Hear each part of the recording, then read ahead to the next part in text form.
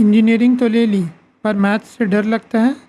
कोई बात नहीं, आपका बड़ा भाई आपके साथ है। मैं धीरे धीरे स्टेप बाय स्टेप आपको हर चीज़ बताऊंगा जिससे आपका ये डर ख़त्म हो जाएगा।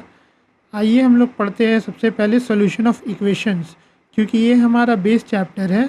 इससे ही हमें आगे की सारी चीज़ें समझ आएगी। सबसे पहले हमें एक एक्सप्रेशन को जानना होगा। कोई भी एक y is equal to f x के फॉर्म में अगर हम लिखते हैं तो इसमें y एक तरफ होता है जो वेरिएबल होता है, जो कि होता है डिपेंडेंट वेरिएबल, और x होता है हमारा इंडिपेंडेंट वेरिएबल। इसका ये मतलब होता है कि x की वैल्यूज़ चेंज हो सकती है और y का वैल्यू उसके हिसाब से ऑटोमेटिकली जनरेट होगा। ये कोई भी एक मशीन के तौर पे आप देख सकते हैं कि एक तरफ से इनपुट होता है, एक तरफ से आउटपुट होता है। तो ये जो x है ये हमारा इनपुट होगा और y is equal to f x वो हमारा आउटपुट होगा।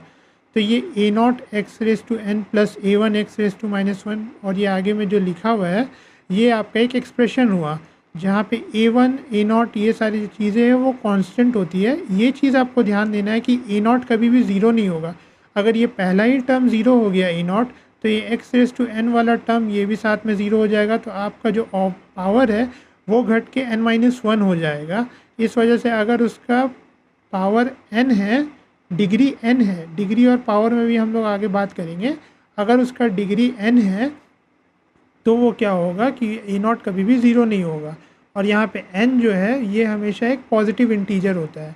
और एक चीज़ आपको ध्यान देना होगा कि ये जो इसका जो सबस्क्रिप्ट है और इसका जो सुपरस्क्रिप्ट है, यानी 0 और n, ये दोनों को आप सम करोगे कोई भी टर्म के अक्रॉस, तो वो सारी चीज़ें क्या हो जाएंगी, आपकी सेम हो जाएगी, n देंगी। जैसे 0 प्लस n n देगा, 1 प्लस n-1 n देगा, n-1 प्लस x का पावर 1 छुपा हुआ है वो 1 ऐड करेंगे तो भी 1 देगा, n देगा। और यहाँ पे आपका n है और x का पावर 0 है तो n प्लस 0 भी आपको n देगा। तो ये सारी चीज़ें एग्जांपल हुई आपकी polynomial in x of degree n।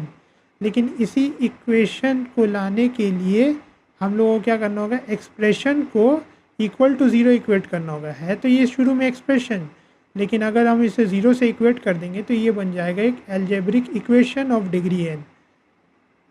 आज बात ये है कि अगर इफ़ एफ एक्स कंटेन्स, इसमें हम लोग को दिख रहा है कि ये एल्जेब्रिक है, मतलब कि नंबर्स है, वेरिएबल्स है।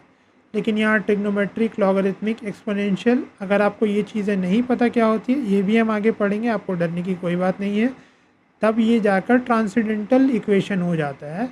कोई भी वैल्यू ऑफ x जो इस equation f x is equal to 0 को सेटिस्फाई करे उसे ही हम रूट कहते हैं। जैसे ये मैंने एक रैंडम कर्व बना दिया है, ये आपका x एक्सिस है, ये आपका y एक्सिस है।